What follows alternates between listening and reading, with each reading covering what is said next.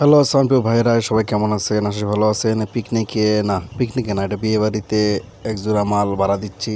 আপনারা অনেকেই দেখে বলতে পারেন যে আপনার বসগুলার এই অবস্থা কেন, বসগুলাতে ভাঙ্গাচোরা এটা সেটা হয়ে যাবে। আসলে এই বসগুলা যে কী পরিমাণ টাকা আমাকে আর্নিং করে দেয় সেটা আমি বুঝতেছি। কারণ পুরান ব্যবসা যারা আছে ভাঙ্গাচোরা বক্সের মধ্যে টাকা বেশি। আর যারা নতুন ব্যবসায় আছেন দেখেন যে নতুন মিক্সচার হেড ৯,০০০ অনেক দামি দামি জিনিস উঠায় রাখছেন, দেখবেন যে ওইটা কয় টাকা দেয় আপনাকে, আর যেগুলো বক্স আপনারা ছাড়ে দেন সেটা বক্স আপনার কয় টাকা দেয়।